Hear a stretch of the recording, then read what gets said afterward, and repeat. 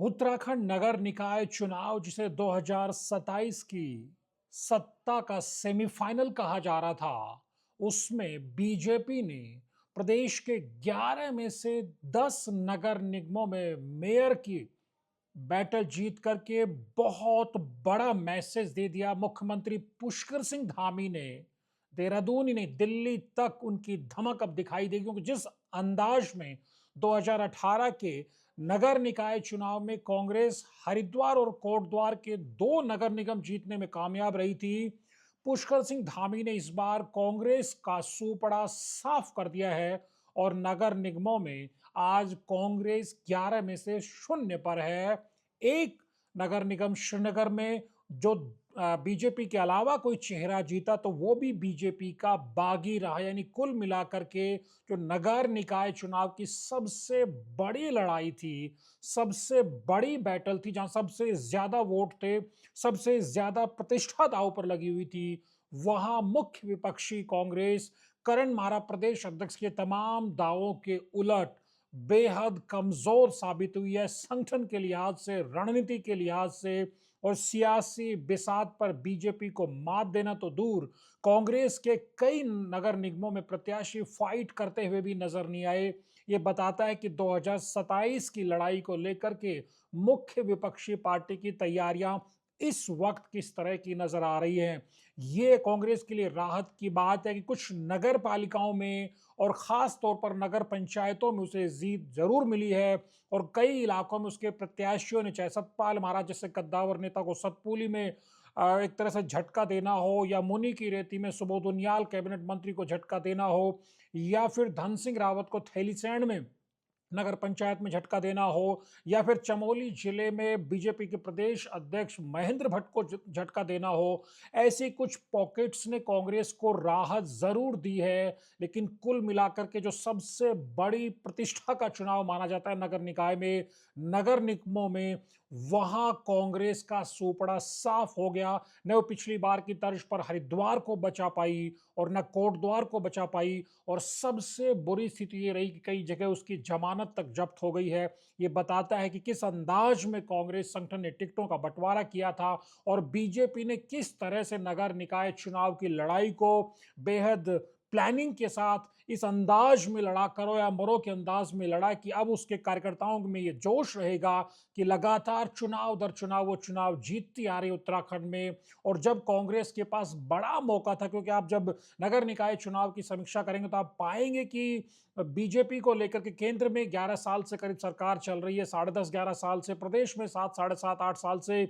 BJP की सरकार है। और जो मेयर की भी पिछली लड़ाई हो, नगर निकाय में पिछली बार बहुत ज्यादा जगह बीजेपी के ही नुमाइंदे थे, तो एक एंटी इनकम्बेंसी का फैक्टर था जिसका फायदा कांग्रेस अगर तैयारी पहले से अच्छे से किए हुए होती तो उठा सकती थी। लेकिन उसमें कांग्रेस पूरी तरह से नाकाम हुई। चाहे आप रुड़की से शुरुआत कर लीजिए या पिथौरागढ़ से शुरुआत करिए, आप पाएंगे कि जिस अंदाज में नगर निगम की लड़ाई कांग्रेस ने लड़ी है, ये बताती है कि कांग्रेस की स्थिति भगवान भरोसे जैसी है। जब इस मसले पर हमने एक राजनीतिक जानकार से एक टिप्पणी लेना चाहिए तो उन्होंने ठीक कहा कि जिस पार्टी के सबसे शीर्ष नेता यानी हरीश रावत, उनको अपने वोट तक का पता नहीं है कि उनका वोट कहां है, उस पार्टी को भला जनता किस अंदाज में वोट देगी, उसकी रणनीतिक तैयारियों का यह अपने आप में एक आईना है। खैर, आगे बढ़ते हैं। आप देखिए रुड़की में जिस तरह से कांग्रेस का प्रत्याशी पूजा गुप्ता को टिकट दिया गया, यशपाल राणा का टिकट काट के वो तीसरे पायदान पर रहती हैं, और रुड़की में जो लगातार राज्य बनने के बाद से जो मिथक चला आ रहा था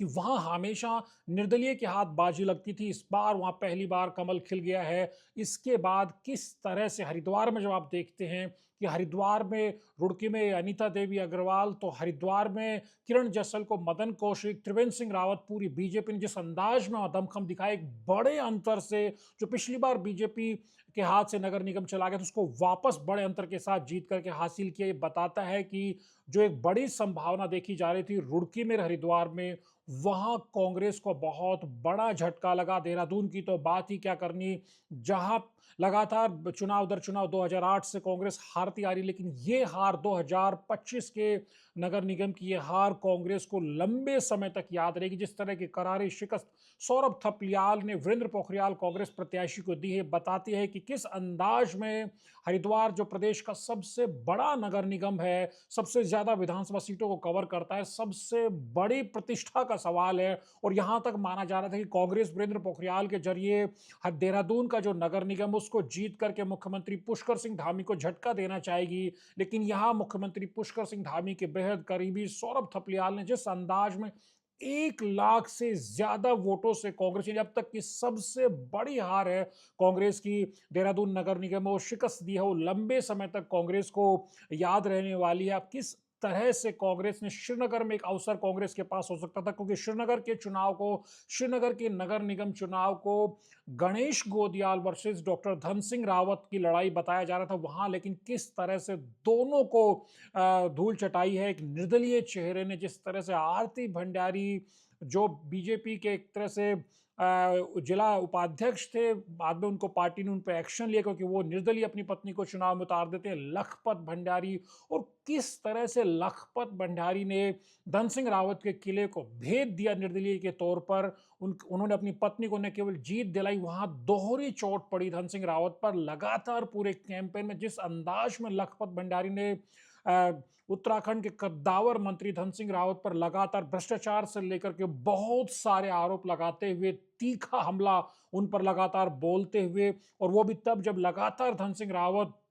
श्रीनगर में कैंप कर रहे थे और आशा उपाध्याय को जीत दिलाना उनकी प्रतिष्ठा, उनका नाक का सवाल बना हुआ था। क्योंकि पार्टी बीजेपी के जानकार सूत्रों ने कहा कि धन सिंह रावत ने अड़ करके ये टिकट लिया, अपने तरीके से आरक्षण से लेकर के प्रत्याशी तक का सारा फैसला धन सिंह रावत का रहा, वह किसी की नहीं चल पाई। लेकिन जब नतीजे आए तो वहां उनको बहुत बड़ा सेटबैक लगा, और न केवल श्रीनगर नगर निगम में, थैलीसैंड नगर पंचायत में वो भी अपनी साख की लड़ाई में हार गए। तो ये बताता है कि किस तरह से, और सबसे बड़ी बात यह भी रही कि गणेश गोदियाल के लिए भी कितना बड़ा सेटबैक है कि उन्होंने जिस तरह से कांग्रेस कैंडिडेट को पूरे दमखम के साथ लड़ाने का दावा किया था। आप कल्पना करिए, पहले पायदान पर वहां निर्दलीय भंडारी होती हैं, दूसरे पायदान पर वहां बीजेपी की आशा उपाध्याय होती हैं, और फिर पूनम तिवाड़ी तीसरे पायदान पर, चौथे पायदान पर कांग्रेस की बीना रावत। ये बताता है कि किस तरह से कांग्रेस यानी गणेश गोदियाल के गढ़ में भी किस अंदाज में कांग्रेस ने चुनावी लड़ाई को लड़ाई। बताता है कि जमानत जब्त होना छोड़िए, पूनम तिवाड़ी के पीछे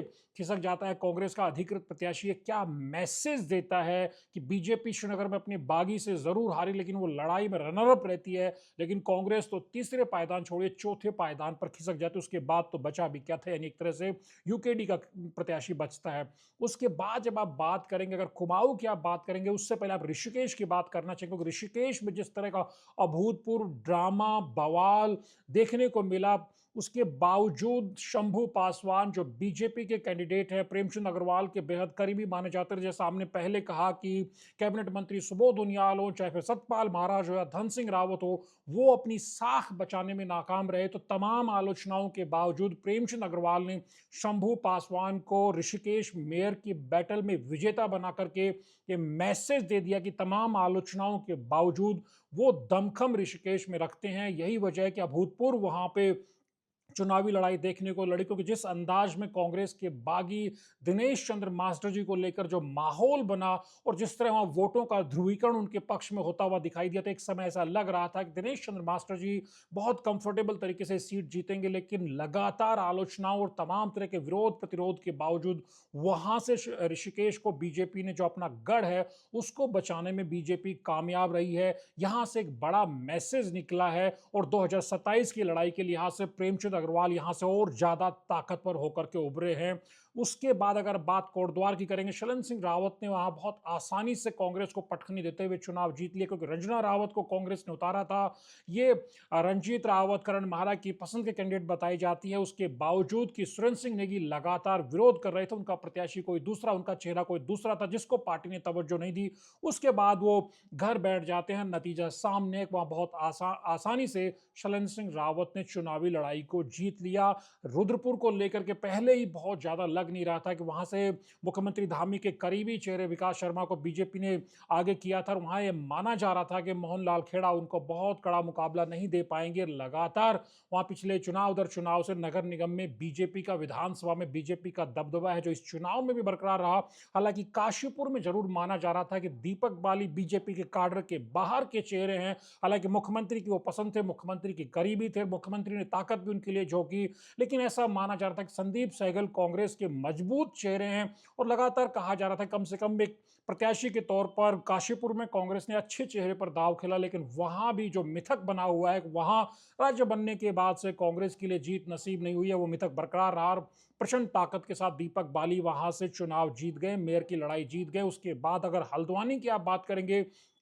काशीपुर के बाद एक हल्द्वानी भी ऐसी सीट थी जहां से कांग्रेस ने बहुत ताकत लगाई और ललित जोशी के जरिए एक बेहद मजबूत चेहरे को रखा सामने, और उसी का नतीजा है कि चुनाव हारते हारते वो हार के आंकड़े को 4000 के आसपास तक ले आए। लेकिन उसके बावजूद गजराज सिंह बिष्ट को वहां से बड़ी कामयाबी हासिल हुई है। बेहद प्रतिष्ठा की कुमाऊं की हल्द्वानी को नगर निगम की सीट को माना जाता है, लेकिन वहां भी बीजेपी ने कांग्रेस को परास्त किया और एक बड़ा मैसेज देने की कोशिश की। लेकिन वहां कांग्रेस कम से कम काशीपुर हो या फिर हल्द्वानी हो, वहां कांग्रेस लड़ाई लड़ती हुई कम से कम दिखाई दी। भले वो चुनाव जरूर हार गई, लेकिन दो नगर निगम जो कुमाऊं की जो पहली बार श्रीनगर के साथ नगर निगम बने थे, अल्मोड़ा जहां नगर पालिका में लगातार कांग्रेस का दबदबा था, प्रकाश जोशी चुनाव दर चुनाव वहां जीत रहे थे। ये माना जा रहा था कि अल्मोड़ा की जो नगर निगम है वो कांग्रेस के लिए बहुत आसान रहने वाली है, पहला मेयर उसी का बनेगा। लेकिन आप कल्पना करिए जिस अंदाज में बिट्टू कर्नाटक से लेकर कांग्रेस में टूट होती है और उसके बाद बीजेपी से बागी होकर के आए भैरव गोस्वामी पर कांग्रेस दाव लगाती है, तब वहां पर अजय वर्मा उनको पटखनी देते हैं। अजय की विजय वहां होती है क्योंकि बीजेपी ने बेहद कंसोलिडेट होकर, बहुत मजबूती से संगठित होकर के वहां चुनाव लड़ा। और जो अल्मोड़ा एक जमाने से कांग्रेस का नगर पालिका में गढ़ था, वो गढ़ बीजेपी ध्वस्त करने में कामयाब रही। निश्चित तौर पर ये मनोज तिवारी जो कांग्रेस के विधायक हैं और दूसरे दिग्गज उनके लिए किसी अलार्म से कम नहीं है। रानीखेत में हरीश रावत के भतीजे जीत गए, ये करण मारा के लिए भी राहत की बात हो सकती है। वहां से उन्होंने कुछ नगर पंचायतों में अपने नुमाइंदों को जिताने में कामयाब रहे, लेकिन प्रदेश की लड़ाई जीतने में करण मारा बेहद विफल प्रदेश अध्यक्ष साबित हुए हैं। क्योंकि पिथौरागढ़, जिसे माना जा रहा था कि अल्मोड़ा की तर्ज पर कि यहां भी कांग्रेस के लिए अच्छा मौका है, वहां मयूख महर जैसे मजबूत विधायक कांग्रेस के हैं, लेकिन आप देखिए किस अंदाज में कांग्रेस में टिकट बढ़ती है। मयूख महर मोनिका महर को टिकट दिलाना चाहते थे, करण माहरा ने अपनी चलाई और वहां अंजू लुंठी को टिकट दिलवाया। और आप फिर किस अंदाज में वहां चुनाव होता है, वो अपनी जमानत तक अंजू लुंठी नहीं बचा पाती हैं और वो बुरे तरीके से वह चुनाव हारती हैं। और वहां बेहद करीबी मुकाबले मात्र 17 वोटों से मयूख महर की जो निर्दलीय प्रत्याशी मोनिका महर थी, वो मात्र 17,000 वोटों से, मात्र 17 वोटों से चुनाव हारती हैं। बेहद मामूली अंतर से वो चुनाव हारती हैं देवलाल के हाथों। तो आप कल्पना कर सकते हैं किस तरह से बीजेपी की कैंडिडेट ने, जिनको माना जा रहा था कि अल्मोड़ा और पिथौरागढ़ में कांग्रेस के लिए संभावनाएं हो सकती हैं, वहां भी संभावनाएं शून्य हो गई। और पिथौरागढ़ को लेकर के कांग्रेस को ये जवाब भी देना पड़ेगा कि क्या विधायक पर अब भी वो एक्शन करेगी। जिस तरह के दावे कर रहे थे, लगातार करण मारा दावे कर रहे थे वो मयूख महर को उनकी सियासी जमीन दिखा देंगे, लेकिन वहां एक दरअसल मयूख महर ने अपने बूते मोनिका महर को चुनाव लड़ा करके पूरी प्रदेश कांग्रेस को, हरीश रावत को, करण माहरा को, रंजीत रावत को, हरीश धामी और तमाम दिग्गजों को वहां सियासी जमीन दिखाने का काम कर दिया है। तो कुल मिलाकर पूरे प्रदेश की आप बात करेंगे तो राज्य में पिछली बार 2 नगर निगम कांग्रेस जीतने में कामयाब हो गई थी। उसे संतोषजनक माना गया था क्योंकि शहरों में वैसे ही कांग्रेस कमजोर मानी जाती है। लेकिन इस चुनाव में तो जब मुख्यमंत्री पुष्कर सिंह धामी ने ताबड़तोड़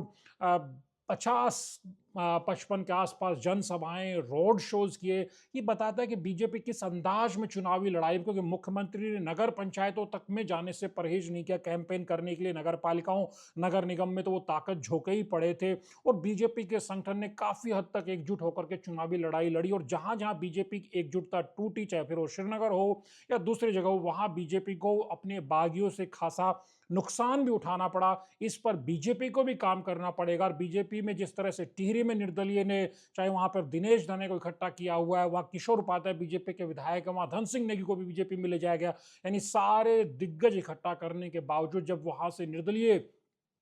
प्रत्याशी नगर पालिका का चुनाव जीत जाते हैं और सतपाल महाराज जैसे, धन सिंह रावत जैसे, सुबोध उनियाल जैसे दिग्गज मंत्री भी जब अपनी साख नहीं बचा पाते हैं, तब भी मोटे तौर पर बीजेपी ने संगठन के तौर पर साबित किया, मुख्यमंत्री के नेतृत्व के तौर पर साबित किया कि उत्तराखंड में वो बहुत मजबूत है। तो उसकी तुलना में अगर आप कांग्रेस की बात करें तो जहां ये माना जा रहा था कि सत्ता के सेमीफाइनल में वो बीजेपी को तगड़ा झटका देगी और जो बीजेपी का ट्रिपल इंजन का दावा है उसकी हवा निकालेगी, उसके उलट 11 के 11 नगर निगमों में जिस तरह वो शून्य पर आउट हुई है, इसने बता दिया कि अभी कांग्रेस के लिए सत्ता की लड़ाई बहुत दूर की कौड़ी है। धनुचड्डा के वीडियोज को लाइक कीजिए, शेयर कीजिए, चैनल को सब्सक्राइब करना मत भूलिए। नमस्कार।